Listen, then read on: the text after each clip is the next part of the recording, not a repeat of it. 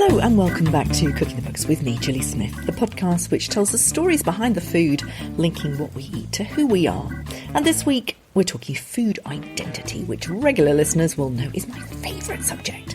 Communist ideology came into Afghanistan.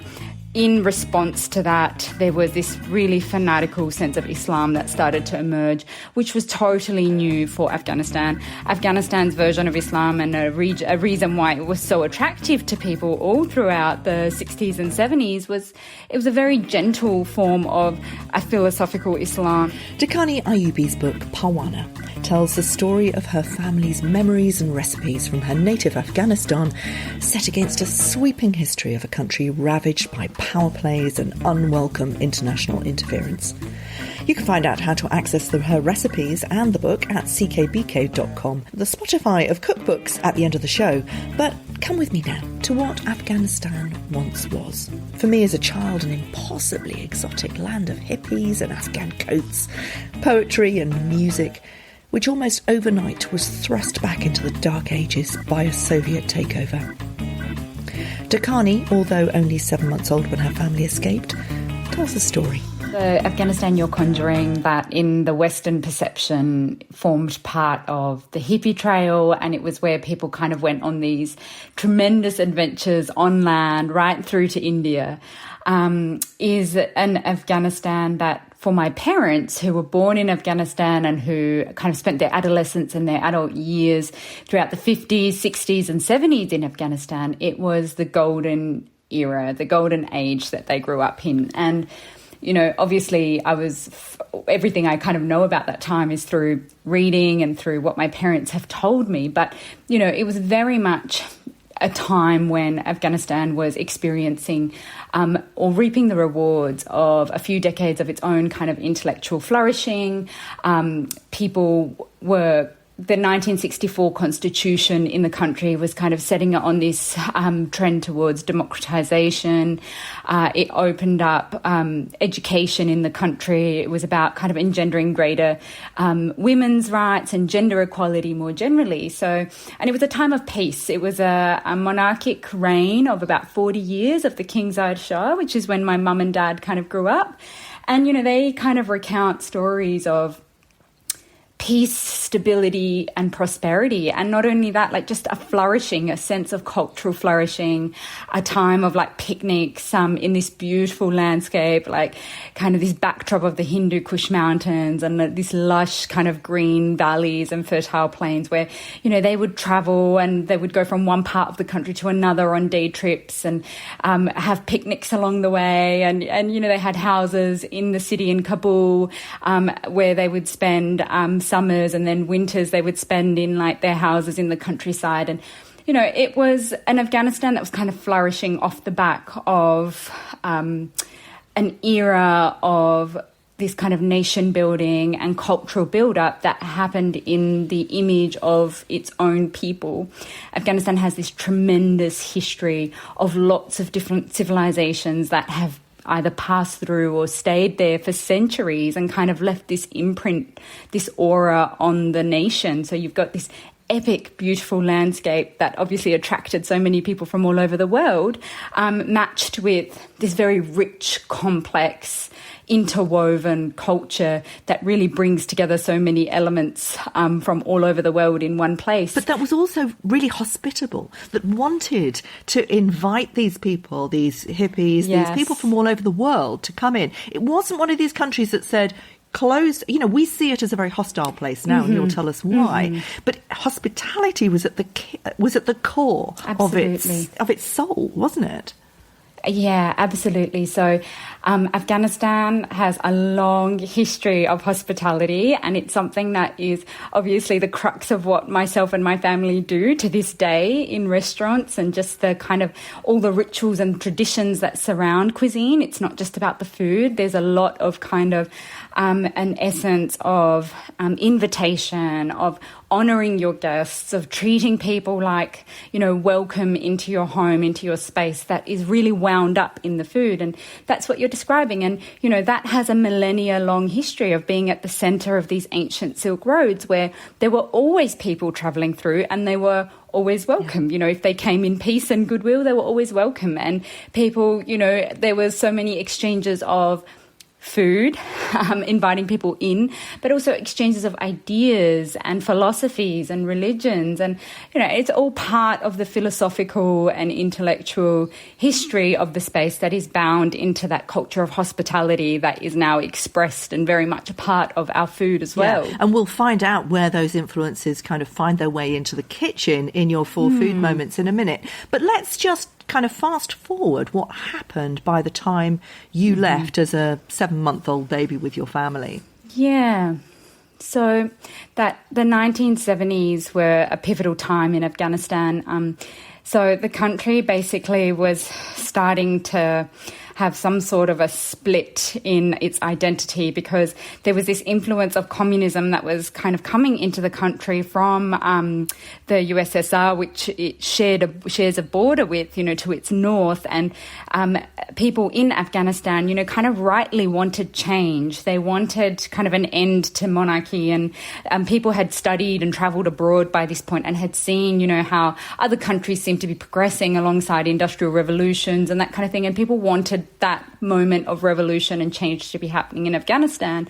And, you know, it kind of happened in a way that ended up being very traumatic for the country, because the people that were kind of at the head of these political movements at the time took on that Marxist-Leninist ideology, which seemed very revolutionary, but was actually quite at odds with majority of the people's traditions and beliefs, and it was just too much of a split from what these kind of deeper-seated identities were, which were very much based on kinship and family and those kinds of traditions. And so in 1979, when the Soviet government came into Afghanistan, it was really the beginning of the end. You know, in my research for the book, I was so lucky to kind of come across these beautiful, brilliant essays that my mum's cousin wrote, who was a very learned kind of person, an academic, a polyglot, a writer, a philosopher. And he talks about what happened to Afghanistan in this period with such lucidity that I felt like I was there. And he kind of carves out that the years prior to this actual kind of occupation of Afghanistan by the Soviet government, people were kind of losing their own essence and their own aura because of all these different competing interests during the Cold War. I mean, the Americans were doing it as well. Exactly. So these kind of Cold War tensions were playing out on Afghan soil. And unfortunately for the country, it just really it was a great departure from who the people were and what they could accept and how they could live. And so from the time that the Soviets were in there, it was really a time of deep trauma for Afghanistan, and I don't think it's recovered from that kind of schism to this day. It was a time when over half of the population was in exile, displaced either within the country or externally. And that terrible thing happened to Afghanistan, where so many people left, the people with the political knowledge, the education, that kind of thing, to have been able to rebuild a country after conflict.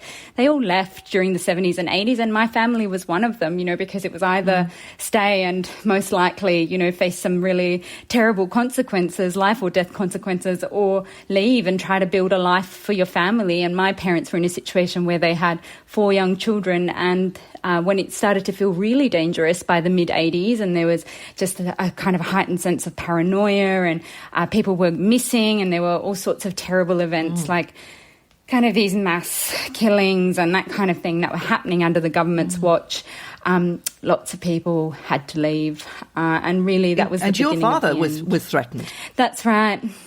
He was threatened. So if you didn't kind of purport your allegiance to communist ideology by denouncing your own faith and kind of saying, yes, I'm part of this kind of communist ideology, you were a target. And at first you were blacklisted in really subtle ways, which is what happened to my dad, where, you know, he was fired from his job. And that's kind of like an indirect hint that you've been targeted, you're blacklisted, you can't go about your life anymore. And it was around that time that my family decided we had to leave. But from your parents' point of view, I mean, both your parents have been brought up in a much more sort of liberal era, and with a family of girls, 4 girls at that time, you were the youngest, your 5th sister was born in Australia. They must have been looking at a country where women's rights had just been taken away. I mean, I remember being very young and watching women who I could see in my own world who looked like us being blocked from going to school, having no access to education, jobs. Absolutely. Overnight, it seemed. It was terrifying. Yeah. It was, yeah, absolutely. And, you're right, because it was almost like this great reversal was happening. People from my grandmother's era who grew up in the 40s and the 50s, they were women who knew what it was to have their rights and who were fighting for those rights the same time that women all over the world were fighting for universal suffrage and all of these kinds of things. And, Afghanistan and the women there knew about these things, and they had been, you're right, they were at the beginning of this trajectory of going to university and going to co-ed schools and that kind of thing, and really having the right to vote and all of this kind of thing. And it all was a great reversal that happened alongside the chaos of the violence of occupation and war. And really what happened when communist ideology came into Afghanistan, in response to that, there was this really fanatical sense of Islam that started to emerge, which was totally new for Afghanistan. Afghanistan's version of Islam, and a reason why it was so attractive to people all throughout the 60s and 70s, was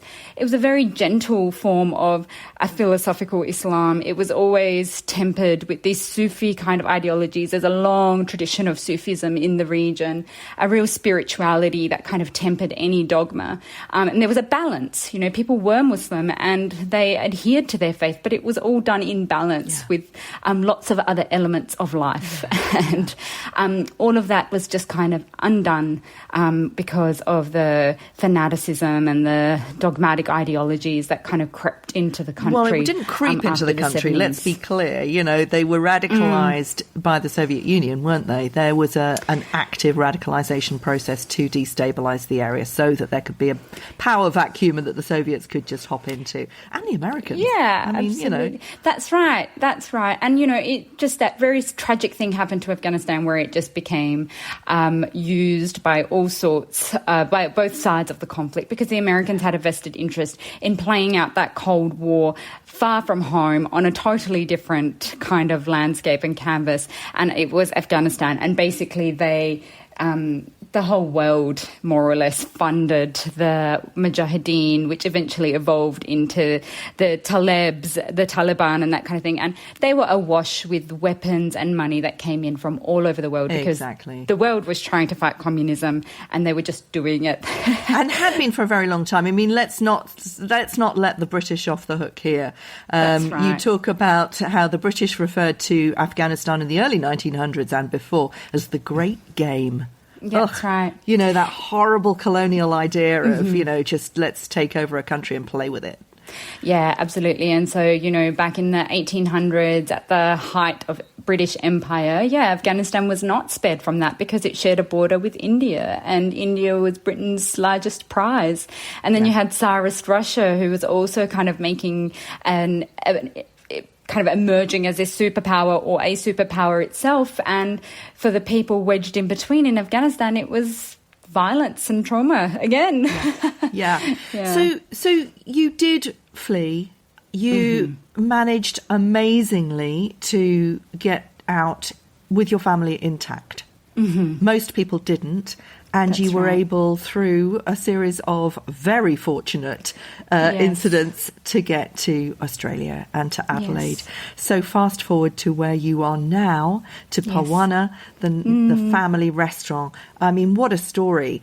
Tell us about the restaurant, and then we'll go into some of the 4 food moments which you cook there, and where you bring those recipes and stories actually into your daily life.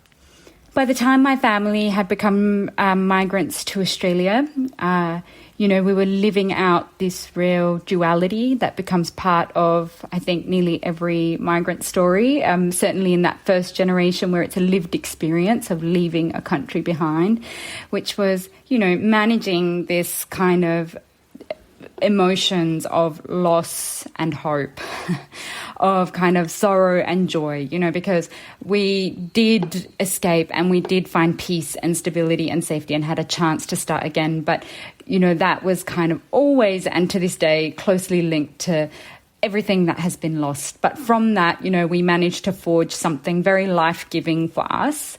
As people far from home, as a diaspora community here in Australia now, food took on new meaning. Food was about this connection to our heritage, our ancestry, and to memories for my parents, I think. Memories and that connection that those memories have and how they play out through food became even more poignant because we were so far from our ancestral lands. So food was just this core part of our lives as children growing up and as a family, and it was how we stayed connected to who we were. And just naturally that evolved into not many people in Australia having experienced very kind of this traditional Afghan food, these recipes that my mother, she loved cooking and she had been passed down these traditional Afghan recipes, and they formed a huge part of how she loved to express herself. And so people kind of would taste this food and were like, wow, this is amazing. So then we just thought, after kind of getting that response from people, that we would just try to open a restaurant just really small and see, how people would react and if people like the food. And just really slowly and organically from that experience of a small kind of restaurant, we just by word of mouth, so many more people started to come in and experience Afghan food. And before we knew it, we had expanded into like next door and that kind of thing, and had this really great privilege of this joyous journey of being able to share something of our history in a really meaningful way in our community, our new community here in Adelaide in Australia. And really it's just been a way to be able to shift the kind of image of Afghanistan that now, after the past kind of 3-4 decades of ongoing violence, is an image that is shrouded in all sorts of stereotypes. But, when people have this food that is kind of so rich and beautiful and so familiar in so many ways to them, it's just opened up this whole kind of space for new conversations around Afghanistan through the food. Yeah. And, America and Australia, you're in good company. It's all about the new world. I wrote a book about Australia, actually, back in the 90s, 98, I think it was. And it was all about that. It was about people bringing it was why Australia is the best cuisine in the world, because it is a very interesting mix of these stories that come from the old country, from Italy in the 1950s, Greece in the 1960s, the Vietnam boat people in the 1970s, and so it goes on. So, there's a lot of people starting from scratch. There's a lot of understanding and interest in who people are. It's a very diverse culture, which makes it a really fabulous, evolving cuisine, doesn't it? Absolutely. And you're right. In Australia, we're so lucky to kind of have all these communities side by side. And I think what they carry with them through that expression that they offer now with food is, not just the food, but this real kind of emotional connection to the food as well, because of everything it symbolises. And then that's expressed and passed on in kind of deeper ways, I think. I think that when you talk about the deeper ways, you quote Khalil Gibran in one of your long essays on the history of Afghanistan, and he talks about the reconciling of grief and joy, and that's what is so extraordinary about these stories of food from the old country. I can't get enough of them. I think they're absolutely fascinating. Your first food moment really kind of sums that up for me. Yeah. It's char masala. It's like garam masala. It's the mix of spices that forms the core of Afghan food. Tell us about it. I chose the char masala because I think it symbolises the rich histories of exchange that underpin Afghan cuisine, which is, I think, one of the elements of Afghan food that makes it so special and so kind of palatable to so many different people, from here in Australia, we have people from all over the world living side by side, and so many people kind of can relate to Afghan food, whether they're from kind of Asian countries or Mediterranean countries or Indian, for example. And it's because I kind of mentioned it earlier, sitting at the heart of Central Asia, at the centre of the crossroads of the ancient Silk Roads, so many different cultures traded through or stayed there in Afghanistan and influenced the cuisine with these kind of multiple ingredients and recipes. And the spices, of course, are part of that story. So, you know, spices that came in through the Spice Islands and India, and they stayed in Afghanistan. The influence of those spices stayed, and they're infused through the food. So the chaat masala, it literally